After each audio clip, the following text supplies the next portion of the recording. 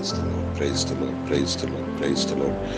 எங்களை அதிகமாக நேசிக்கிற எங்கள் நல்ல பிதாவே, தருமையான நல்ல நேரத்துக்காக நன்றியோடுமே துதிக்கிறப்பாமே ஸ்தோத்திரிக்கிறோம்.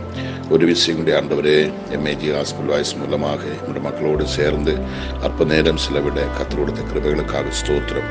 இப்படி ஒரு நல்ல நாளே கூடிய எங்களோட வாழ்க்கை நீங்கள் ஆயத்தப்படுத்தி தந்தீரே, உங்களுக்கு கோடி கோடி நன்றி அப்பா.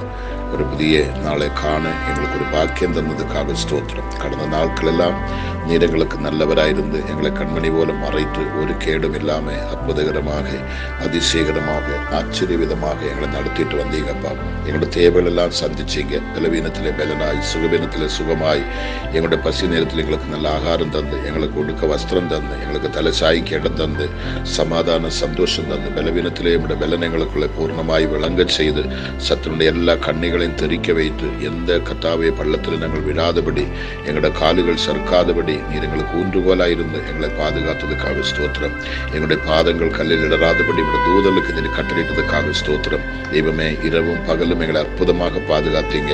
உறங்காமலும் தூங்காமலும் இருந்து எங்களை அற்புதமாக நடத்தின எல்லா விதங்களுக்காக ஸ்தோத்திரம். செய்த எல்லா உபகாரங்களுக்காக ஸ்தோத்திரம். நன்றி சொல்ல எங்களுக்கு நாவு போதாதப்பா. அந்த அளவுக்கு எங்களோட வாழ்க்கையில உங்களோட அன்பின் கரம் செயல்பட்டதுக்காக, உங்களோட பராமரிப்புக்காக, பாதுகாப்புக்காக நன்றி அப்பா. தெய்வமே, எமக்கு ஸ்தோத்திரம். தொடர்ந்து இன்னைக்கு என்னோட ஜெபத்திருக்கிற ஒவ்வொரு பிள்ளைகளும் அவருடைய கஷ்டங்கள், கண்ணீர்கள், துன்பங்கள், துயரங்கள், பாடுகள், வேதனைகள், அவங்களை அனுபவிக்கிற என்ன பிரச்சனைகள், எப்பேற்பட்ட வியாதிகள், என்ன போராட்டமா இருந்தாலும் இன்னைக்கு இந்த ஜெபம் கேட்டுக்கொண்டிருக்கும்போதே ஒரு விடுதலின் கரம் மக்களுக்கு அங்கு வெளிப்படும் என்று நான் ஜெபிக்கிறோம். அவரவருடைய தேவைகளை அனுசரித்து ஒவ்வொருவருக்கும் நீர் விடுதலை கொடுங்கப்பா. இந்த ஜெபத்தில் இருக்கிற ஒருவரும் விடுதல் இல்லாமல் போகக்கூடாது. ஆண்டவரே, நீர் ஜெபத்தை கேட்கிறவரும் பதில் அளிக்கிறவர் என்பதை என் மக்கள் பூர்ணமாய் விசுவசிக்கத்தக்க நிலைமையில் ஜெபத்தினுடைய வல்லமை கர்த்தர் வெளிப்படுத்தும்படி ஜெபிக்கிறோம். முழங்கால் ஜெபத்தை குறித்துதாப்பா நாங்கள் இப்ப தியானித்து கொண்டிருக்கிறோம். இதனோட வல்லமை ஒவ்வொரு தன்னுடைய சரீரத்திலே, குடும்பத்திலே, வாழ்க்கையில அவங்க பிரச்சனைக்குள்ள இதை அனுபவிக்க, ருசிக்க நீர் உதவி செய்யுங்க. தடைகள் எல்லாம் மாறட்டும், தெய்வநாமம் மகிமைப்படட்டும், அற்புதம் நடக்கட்டும், அதிசயம் உண்டாகட்டும். அதுக்காக கரங்களை தாழ்த்தி பலப்படுத்துங்க, கிருபைக்குள் மறைத்து கொள்ளுங்க. இயேசு கிறிஸ்துவின் நாமத்தில் பிதாவே, ஆமேன், ஆமேன், ஆமேன். நம்முடைய பரிசுத்தமுடைய நாமம் மகிமைப்படுவதாக. எம்ஏஜி ஹாஸ்பிட்டல் வாய்ஸ் மூலமாய் ஒரு விஷயம் கூடி உங்களோடு சேர்ந்து அற்ப நேரம் அப்பாவை துதிக்க தேவன் கொடுத்த கிருபைகளுக்காக ஸ்தோத்திரம். இன்றைக்கு என்னோடு ஜெபத்திருக்கிறவரை கிறிஸ்து இயேசுவின் நாமத்தில் நான் வாழ்த்தி வரவேற்கிறேன். இன்றைக்கு நம்முடைய ஜெபம் ஆரம்பித்து 1166ஆம் நாளுக்குள்ள நம்ம பிரவேசிக்க கர்த்தர் கிருபை செய்திருக்கிறார். இதுவரைக்கும் தேவன் நடத்தினார். நம்ம தானியேலின் புஸ்தகம் 6ஆம் அதிகாரம் 14 வரை உள்ள வசனங்கள் நம்ம தியானித்து முடிச்சிட்டோம். இன்னைக்கு அந்த 15-16 வசனத்தை நம்ம பார்க்க போகின்றோம். 15ஆம் வசனம் சொல்லுது, அப்பொழுது அந்த மனுஷர் ராஜாவினிடத்தில் கூட்டமாக வந்து, ராஜா கட்டளையிட்ட எந்த தாக்கீதும் கட்டளையும் மாற்றப்படக்கூடாது என்பது மேத்தியருக்கும் பேர்சியருக்கும் பிரமாணமாயிருக்கிறது என்று அறிவீராக என்றார்கள். ராஜாவை ஞாபகப்படுத்துறாங்க. ராஜாவே, நம்முடைய கட்டளை மாற்ற நமக்கு தகுதி இல்லை. காரணம், அப்படி ஒரு கட்டளை இருக்குது. எந்த காரணத்தினாலும் ராஜா ஒரு கட்டளை பிறப்பித்தால், அவர் முத்திரை போட்டால், அவர் கையெழுத்து போட்டால், அது யாராலையும் மாற்ற முடியாது, ராஜாவினாலே மாற்ற முடியாது. ராஜாவதை செய்யாமல் போனால் தன்னுடைய மரணம், தன்னுடைய ஆட்சி, தன்னுடைய வாழ்க்கை எல்லாமே அதமாய் போயிடும். இதை போய் ஞாபகப்படுத்துறாங்க, எச்சரிக்கிறாங்க. கர்த்தருக்கு ஸ்தோத்திரம். ஆமீன், அறிவீராக என்றார்கள். கர்த்தருக்கு ஸ்தோத்திரம். அப்பொழுது ராஜா கட்டளையிட அவர்கள் தானியேலை கொண்டு வந்து அவனை சிங்கங்களின் கபியிலே போட்டார்கள். ராஜா தானியேலை நோக்கி, நீ இடைவிடாமல் ஆராதிக்கிற உன் தேவன் உன்னை தப்புவிப்பார் என்றார். உண்மையாகவே ஆராதனை என்பது அநேகர் அலட்சியமாக நினைக்கிறார். நிறைய சபைகளில் பாடல் ஆராதனைக்கு ஜனங்கள் மேக்சிமம் வரமாட்டாங்க.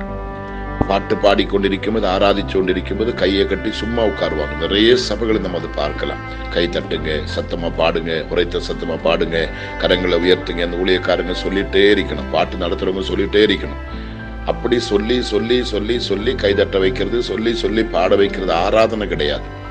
ஆராதனை என்பது ஒருவர் சொல்லி கொடுத்து ஆராதிக்கிறது அல்ல. ஆத்மார்த்தமாக தேவ பயத்தோடு நான் கர்த்தரை ஆராதிக்க வந்திருக்கிறேன். ஆராதிக்கிறவனுக்கு தான் விடுதல். ஆராதிக்காத பட்சத்தில் என் வாழ்க்கை நான் முன்னேற முடியாது. எதையும் நான் மேற்கொள்ள முடியாது, எதையும் நான் ஜெயிக்க முடியாது, எதையும் நான் எனக்காக அனுபவிக்க முடியாது. ஆராதிக்கிறவனுக்கு மட்டும்தான் விடுதல் என்பதுதான் வேத புத்தகம் நம்ம கற்றுக் கொடுக்கிறது.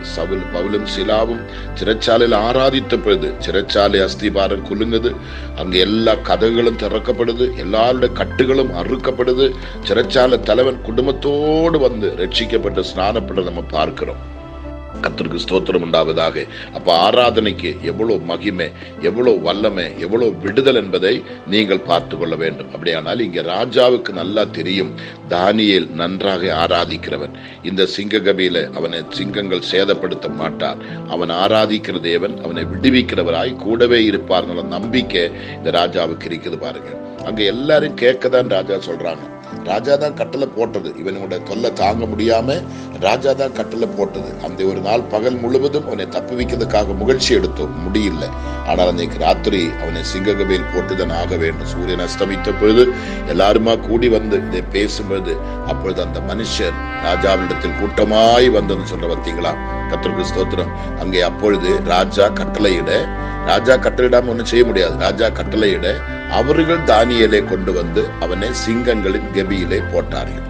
கொஞ்சம் நான் உங்களுக்கு 2 வார்த்தை சொல்லி ஜெபிக்க போறேன். நம்முடைய வாழ்க்கையில நாம் சில விஷயங்களுக்காக ஜெபிக்கிறோம். வியாதிக்காகவோ, பிரச்சனைக்காகவோ, வேலைக்காகவோ, குழந்தைக்காகவோ, வீடு கட்டுறதுக்காகவோ, ப்ரமோஷனுக்காகவோ, சில முக்கியமான காரியங்களுக்காக நம்ம மற்றவங்கள்ட்ட சொல்லி ஜெபிக்க சொல்றோம். நம்மளும் ஜெபிக்கிறோம். ஆனால் நமக்கு கொஞ்சம் பதில் கிடைக்க தாமதமானால் அல்லது கிடைக்காமல் போனால் கடவுள் இல்லை, கடவுள் ஒருத்தர் இருக்கிறாரா, அவர் இருந்தா இப்படி நடக்குமா, ஏன் பெட்டன் ஒரு ஆபத்து, பெட்டன் ஒரு மரணம், பெட்டன் ஒரு விபத்து வரும்போது மக்கள் சொல்றதெல்லாம் கேட்டா படும்பாவி கடவுள், கண்ணில்லாத கடவுள், அக்கறை இல்லாத கடவுள், இவர் ஒரு கடவுளான்னு சொல்லி வயிற்றிலும் வாயிலும் அடிக்கிறத நான் பார்த்திருக்கிறேன். இந்த கடவுளுக்காகலும் கொஞ்சம் இரக்கம் கிடைக்க கூடாதா? இந்த கடவுளாகலும் கொஞ்சம் காப்பாற்ற கூடாதா? படும்பாவி கடவுளை காப்பாத்தாது போயிட்டாங்களே சொல்லி வயிற்றிலும் வாயிலும் அடிக்கிறதே சில மரண வீடுகளை நான் பார்த்திருக்கிறேன். அதில் இங்க தானியேல் சைலண்டா இருக்கிறான். ஜெபிக்கிறவன் குதிக்க மாட்டான், ஜெபிக்கிறவன் சைலண்டா இருப்பான். அவனுக்கு தெரியும் அவனுடைய உள்ளான மனுஷன் தைரியமா இருக்கிறான். உள்ளான மனுஷன் ஒருவேளை வெளித்தோற்றமான சரீரம் கொஞ்சம் மாம்சம் பலவீனமானாலும் உள்ளான மனுஷன் மாம்சம் பலவீனம் உள்ளது, ஆவி உற்சாகம் உள்ளது. ஜெபிக்கிறவனுக்குள்ள இருக்கிற ஆவி பயங்கரமான ஃபயர், பயங்கர பவர். அது தன்னை தைரியப்படுத்தி கொண்டே இருக்கும். பலவீனமான சரீரத்துக்கு சொல்லி கொடுப்பாங்க, ஆத்துமாவே ஏன் கலங்குகிறாய், ஏன் எனக்குள் தேங்குகிற தாவீது கேட்கிறாங்க பார்த்தீங்களா? கர்த்தருக்கு ஸ்தோத்திரம். அப்படியானால் உண்மையாகவே நம்முடைய வாழ்க்கையில நாம் அறிய வேண்டிய ஒரே ஒரு காரியம், ஆராதனை என்பது உங்களுடைய வாழ்க்கையில உண்டானால், ஆராதிக்கக்கூடிய அனுபவம் உங்களுக்கு இருந்தால் நீங்க இதை குறித்து கலங்க தேவையே இல்லை, பயப்பட தேவையே இல்லை. ஆராதிக்கிறவனுக்கு விடுதல் தான். அதான் அங்க தானியேல் சொல்றாங்க, ராஜா சொல்றாங்க பாருங்களேன். கர்த்தருக்கு ஸ்தோத்திரம். ராஜா தானியேலை நோக்கி, நீ இடைவிடாமல் ஆராதிக்கிற உன் தேவன் உன்னை தப்புவிப்பார் என்றார். ராஜாவுக்கு தெரியுது அந்த விஷயம், ஆராதனுடைய வல்லமை, ஆராதனுடைய பவர். தானியேல் ஆராதிக்கிறது யாரை பார்த்து, யாருக்கு நேரம் தெரியுது. அப்படின்னா இன்றைக்கு இந்த வார்த்தை நீங்கள் கேட்டுக்கொண்டிருக்கும் போது உங்களோட வாழ்க்கையில் ஒரு செத்த ஆராதனையா இல்ல ஒரு கடமைக்குள்ள ஆராதனையா? எல்லாரும் கூட்டத்தோடு போறோம், நானும் கூட்டத்தோட போறோம் சொல்லி அப்படி போறீங்களா? உங்களோட தனிப்பட்ட வாழ்க்கையில் ஆராதனை உண்டா? தனிப்பட்ட வாழ்க்கையில ஜெபம் உண்டா?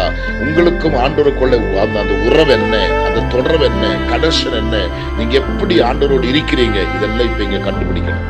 இதெல்லாம் கண்டுபிடிச்சிட்டு நீங்க அதை சரிப்படுத்தணும், சீர்படுத்தணும். அப்ப கர்த்தர் உங்களுக்கு அற்புதத்தை செய்வாராக. இல்லாத பட்சத்தில் தானியேலை போல ஜெபிக்க நீங்கள் பிரயாசப்படணும். உங்களுடைய எந்த பிரச்சனைக்கும் ஜெபத்தினால விடுதலை உண்டு, பதில் உண்டு. ஜெபிக்கிறவன், ஆராதிக்கிறவன் எங்குமே பதில் இல்லாம போக மாட்டேன். அவனுக்கு எல்லாம் எதிராதான். இப்ப தானியேலுக்கு எப்படி எதிரா வர காரணம்? அவன் ஜெபித்ததுனால. ஒட்டுமொத்த பேரும் அவனுக்கு எதிராக வந்த பார்த்தீங்களா? ஆமீன். அப்பொழுது அந்த மனுஷன் ராஜாவினத்தில் கூட்டமாய் வந்து, ஒருத்தன் 2 பேர் வரல, 122 பேர் கூட்டமாக வராங்க. ஒரு பெரிய கூட்டம். கர்த்தருக்கு ஸ்தோத்திரம். வந்துதான் ராஜாவினை எச்சரிக்கிறாங்க. இது ஞாபகத்தில் வச்சுக்கொள்ள சொல்லி எச்சரிக்கிற பிரமாணம் இருக்கிறது என்று அறிவீராக என்றார். எச்சரிப்பின் சத்தம். அந்த நேரத்தில் ராஜா ஒன்னும் செய்ய முடியாது. நீங்க தூக்கி கொண்டு சிங்ககபில போடுங்க. அவங்க போட்ட உடனே தானியேலை கூப்பிட்டு ராஜா சொல்றாங்க பாருங்க, நீ இடைவிடாமல் ஆராதிக்கிற உன் தேவன் உன்னை தப்புவிப்பார் என்றார். இதே சொல்லிட்டு ராஜா போறாங்க. தானியேல் சிங்ககபிக்கு போனான். அங்க தேவனை சபிக்கவோ தேவனை தூஷிக்கவோ, நான் இவ்வளவு நாள் 3 வேளை ஜெபித்து என்ன பிரயோஜனம்? ஆண்டவருக்காக நான் வைராக்கியமா நின்றது, என்னை தூக்கிட்டு வரவங்கெல்லாம் கைகாலி விழ வேண்டியதானே, அவங்க கண்கள் எல்லாம் குருடாக வேண்டியதானே, நான் வரதுக்குள்ள இந்த சிங்கம் எல்லாம் செத்து போக வேண்டியதானே? ஒண்ணுமே சொல்லல. அந்த ராஜாவு மேல கோபப்படல, அவனை தூக்கிட்டு வர்ற மேல கோபப்படல. நீங்க என்ன வேணுமா பண்ணுங்கடா, என்னை ஒண்ணும் செய்ய முடியாது, என்னை யாரும் அசைக்க முடியாது. நான் ஜெபிக்கிறவன், ஆராதன வீரன், நான் ஆராதிக்கிறவர் இன்னார் என்பதை அறிந்திருக்கிறோம். இதான் விசுவாசம். இந்நாள் வரைக்கும் நடத்தினவர் இன்னும் நடத்துவாராக. இதுவரைக்கும் என்னை தப்புவித்தவர் இன்னும் என்னை தப்புவிப்பார். இதுவரைக்கும் என்னை விடுவித்தவர் இன்னும் என்னை விடுவிப்பார். இதுவரைக்கும் என் கூட இருந்தவர் இந்த நேரத்தில் ஒதுங்க மாட்டாங்க, என் கூடவே இருப்பாங்க. சிங்ககபிக்கு வருவாங்க, என்னோட படுப்பாங்க, என்னோட இருப்பாங்க. ஆமீன். அந்த தைரியம் ஜெபிக்கிறவனுக்கு மட்டும்தான் வரும். உங்களோட வாழ்க்கையில கொடிய வியாதியா இருக்கலாம், டாக்டர்ஸுகள் பல ரிப்போர்ட்டுகளை கொடுத்திருப்பாங்க, உங்களை அலற வைக்கிற மாதிரி கதற வைக்கிற மாதிரி எல்லாம் ரிப்போர்ட்டுகள் வந்திருக்கலாம், பயந்து நீங்க துடிக்கிற மாதிரிப்பட்ட சம்பவங்கள் எல்லாம் வந்திருக்கலாம். தானியேலுக்கு பயம் இருக்குதா பாருங்க. ஒரு சின்ன ரிப்போர்ட் பார்த்து நீங்க பயப்படுறீங்க, ஒரு சின்ன டாக்டர் சொன்னதை ஒரு மனுஷன் சொன்னதை நீங்க பயப்படுறீங்க. தானியேலுக்கு வந்தது பாருங்களேன், 122 பேர்கள் சேர்ந்து அவனை கையை காலை கட்டி ஆர்ப்பாட்டத்தோடு தூக்கி கொண்டு சிங்ககபில போடும்போது துருவளவுக்கு பயம் இருந்த ஒண்ணும் இல்லை. நார்மலா போறேன், சிரிச்சு கொண்டே போறேன், ராஜாவோடு வணக்கம் அடிச்சுட்டு போறேன். எல்லாம் கர்த்தருக்கு ஸ்தோத்திரம். அதான் தேவன் தன்னோடு இருக்கிறதே அங்க செயல்முறையிலே காண்பிக்கிறாங்க. அப்படியான இன்றைக்கு நீங்கள் அறிய வேண்டிய சத்தியம், உங்களோட வாழ்க்கையில் ஆராதனை உண்டானால் தேவன் உங்களோடு கூட இருக்கும். தேவன் இருந்தால் எல்லாமே உங்களுக்கு விடுதலை தான். எங்குமே நீங்க தோற்று போக மாட்டேன். இதில் நீங்க பலப்படுங்க, உறுதிப்படுங்க. கர்த்தர் நிச்சயம் உங்களை ஆசீர்வதிப்பார். நம்ம ஜெபம் பண்ணலாம். பரிசுத்தமுள்ள நல்ல கர்த்தாவே, அருமையான நல்ல நேரத்துக்காக நன்றி இயேசுப்பா. இன்னைக்கு தானியேலின் புஸ்தகம் 6ஆம் அதிகாரம் 15-16 வசனத்தை நாங்கள் தியானிக்க கர்த்தர் எங்களுக்கு கிருபை தந்ததுக்காக ஸ்தோத்திரம். இவ்வளவு நேரமாய் இருந்து ஜெபித்தவன், 3 வேளை ஓயாமல் ஜெபித்தவன், கர்த்தருக்காக வைராக்கியப்பட்டு இருந்தவன், ராஜாவின் கட்டளையை பார்த்தும் ஆண்டவரே அதை திரிஞ்சு மறுபடியும் 3 வேளையும் அவன் ஜெபிக்க ஆரம்பித்த நிமித்தமாகவே, அவன் ஜெபத்தை நிறுத்தாம கண்டினியூ பண்ண நிமித்தமாகவே அவனுக்கு கிடைத்த பனிஷ்மெண்ட் பெரிய சிங்க கபிதாப்பா. ஆனா நாளைக்கு நாங்க ரிசல்ட் பார்க்க போறோம். ஆண்டவரே, நாளைக்கு எங்களோட ரிசல்ட் டே அப்பா. நாளைக்கு பரீட்சை எழுதி +2 10th முடித்து பிள்ளைகள் ரிசல்ட்டுக்காக காத்திருக்கிறது போல எங்களுக்கு காத்திருக்கிறோம். ஜெப வீரரோட ரிசல்ட் நாளைக்கு எங்களுக்கு கிடைக்க போறதுக்காக நன்றி ஆண்டவரே. அதே போல மெடிக்கல் ரிப்போர்ட்டுகள், அதே போல பிள்ளைகளுக்கு கைகூடி வராத காரியங்கள், அதே போல இதெல்லாம் பெண்டிங்கில் நிற்கிறேனோ, எந்தெந்த காரியங்களில் என் பிள்ளைகள் இன்னும் ஜெபத்துக்கு பதில் வராம இருக்கிறேனோ அவைகளுக்கெல்லாம் நாளைக்கு என் பிள்ளைகளுக்கு பதில் வரட்டப்பா. நீர் இதை செய்ய போறதுக்காக உமக்கு நன்றி ஆண்டவரே. குழந்தை இல்லாதவங்களுக்கு குழந்தை கிடைக்கட்டும், திருமணம் தடைப்பட்ட பிள்ளைகளுக்கு திருமணம் நடக்கட்டும் ஆண்டவரே. வீடு இல்லாத பிள்ளைகளுக்கு வீடுகள் கட்டி முடிக்கட்டும் ஆண்டவரே. வேலை இல்லாத பிள்ளைகளுக்கு வேலைகள் கிடைக்கட்டும். பலவீனமாய் மரண படுக்கை கிடக்கிற பிள்ளைகள் சாடி குதித்து எழும்பட்டும். தீராத வியாதியினால அன்றைய வருஷங்களாய் அடிமைப்பட்டு கிடக்கிற பிள்ளைகளுடைய அடிமத்தனங்கள் எல்லாம் நொறுக்கப்பட்டு கர்த்தாவே, தானியேல் எப்படி துள்ளி குதித்து கரைக்கு வந்தேனோ அதே போல நாளை தினத்தில் பிள்ளைகள் விடுதலோடு கரைக்கு வர கர்த்தர் கிருபை தருவீராக. தடைகளை மாற்றுங்கப்பா, அற்புதங்களை செய்யுங்கப்பா, அதிசயங்களை செய்யுங்கப்பா. நம்முடைய மீட்பின் கருத்தை நீட்டுங்கப்பா. ஒவ்வொருவர் மேலும், ஒவ்வொரு குடும்பத்தின் மேலும் நம்முடைய அற்புதத்தின் கருத்தை நீட்டுங்கப்பா. ஒருவரும் வெட்கப்பட்டு கலங்கி போகக்கூடாது, ஒருவரும் சோர்ந்து போகக்கூடாது, யாருடைய வாழ்க்கையிலும் ஜெபம் குறையக்கூடாது, ஆராதனை குறையக்கூடாது. எல்லாரையும் ஆராதனை வீரர்களாக, ஆராதனை வீராங்கண்ணிகளாக என் கர்த்தர் மாற்றும்படியாக சொல்கிறோம். துதி எடுத்தால் சாத்தான் ஓடுவான், முறுமுறுத்தால் அவன் திரும்பி வருவான் சொன்னது அல்லவா ஆண்டவரே. முறுமுறுக்கிற சுபாவம் ஆண்டவரே உமக்கு நன்றி. பேருக்கும் கடமைக்கும் ஆராதிக்கிற அந்த சுபாவம் ஒருவருக்குள்ள இருக்க கூடாதப்பா. ஒரு பைத்தியக்காரனை போல, ஒரு பைத்தியக்காரியை போல என் தேவனுக்கு முன்பாக எந்த இடத்திலும் எந்த சூழ்நிலையிலும் மனம் அடிந்து போகாம உற்சாகத்துடன் கர்த்தருடைய பாதத்தில் முழங்கால் படியிட்டு என் தெய்வத்தை பாடவும் துதிக்கவும் ஆராதிக்கவும், என்ன வந்தாலும் ஆராதித்துக் கொண்டே அன்றைய மரிக்கக்கூடிய பாக்கியம் நீர் எங்களுக்கு தரும்படியாக ஜெபிக்கிறோம். என் தேவன் அதை செய்ய போறதுக்காக நன்றி அப்பா. இந்த ஜெபம் கேட்டுண்டிருக்கிற மக்களுடைய எல்லா மந்தவித்த புத்திகளும் மாறட்டும், எல்லா அவிசுவாசங்கள் மாறட்டும், எல்லா பலகீனங்கள் மாறட்டும், எல்லா சோர்வுகள் மாறட்டும். ஜெபம் பண்ண விடாதபடி தங்களை ஆண்டவரே ஸ்தோத்திரம் கட்டி வைத்திருக்கிற கட்டுகள் அறுக்கப்படுவதாக. பாட விடாதபடி, துதிக்க விடாதபடி, கரங்களை அடித்து ஆராதிக்க விடாதபடி, முழங்கால் படியிட விடாதபடி தங்களை அடக்கி கட்டி வைத்திருக்கிற எல்லா கட்டுகளும் சாபங்களும் கிறிஸ்து இயேசுவின் நாமத்தில் மடங்கடிக்கப்படும்படியாய், முறியடிக்கப்படும்படியாய் நம்முடைய நாமத்தில் நான் ஜெபிக்கிறோம். எல்லா முழங்கால்களும் பலப்படுவதாக, எல்லா கரங்களும் பலப்படுவதாக, எல்லா வாய்களும் நாவுகளும் உமக்கு முன்பாக அக்கினியாய் மாறுவதாக, எல்லா அதரங்களுமே துதிக்கட்டும், எல்லா உதடுகளுமே துதிக்கட்டுமே.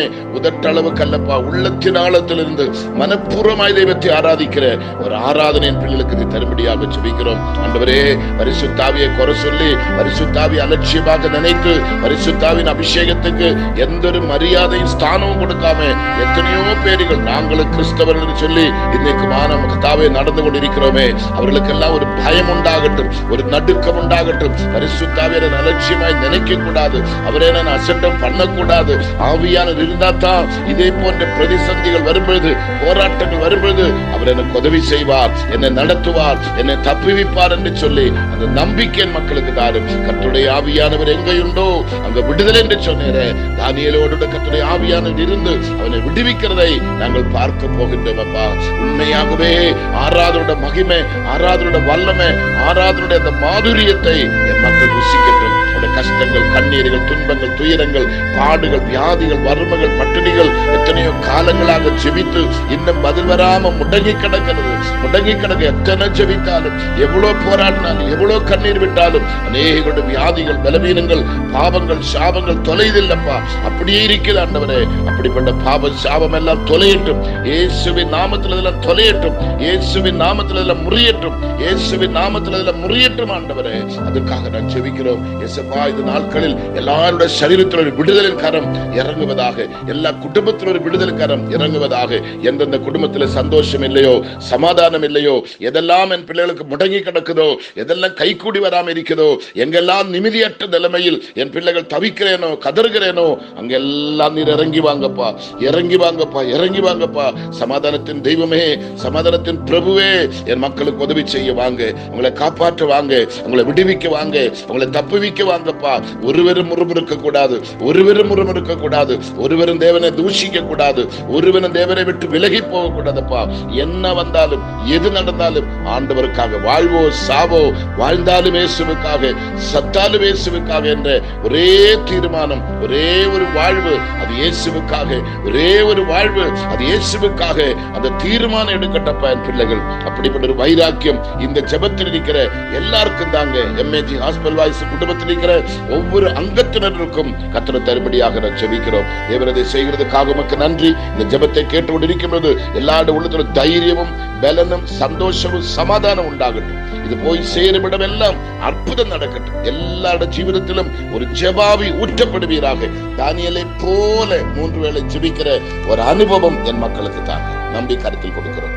ஆசீர்வதியும். நிமித்தம் உண்டாகிற சகல துதியும், கனவும், மகிமையும் ஒருவருக்கே செலுத்துகிறேன். அடியானை பலப்படுத்தும் இயேசு கிறிஸ்துவின் நாமத்தில் பிதாவே, ஆமேன், ஆமேன். ஒரு முக்கியமான அறிவிப்பு.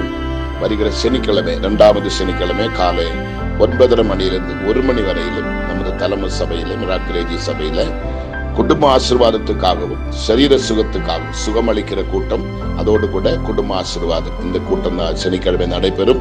நான் அந்த கூட்டத்தில் இருப்பேன், செய்தி கொடுப்பேன், உங்களுக்காக ஜெபிப்பேன், உங்க குடும்பத்துக்காக, உங்க சரீரத்தில் இருக்கிற வியாதிகளுக்காக ஜெபிப்பேன். உங்களுக்கு தெரிஞ்சவங்க எல்லாம் நீங்க கூட்டிட்டு வாங்க, கட்டாயமா அட்டன் பண்ணுங்க. ரொம்ப ஆசீர்வாதமாய் உங்களோட குடும்பம் இருக்கட்டும், சந்தோஷமாய் நீங்க வாழட்டும், நீங்க செய்வதெல்லாம் வாய்க்கட்டும், குறைகள் எல்லாம் மாறட்டும், அற்புதமாய் கர்த்தர் உங்களை நடத்தட்டும். அதுக்கான ஜெபம் நடைபெறும். விசுவாசோட அட்டன் பண்ணுங்க. கர்த்தர் உங்களை ஆசீர்வதிப்பார். Okay, thank you. God bless you.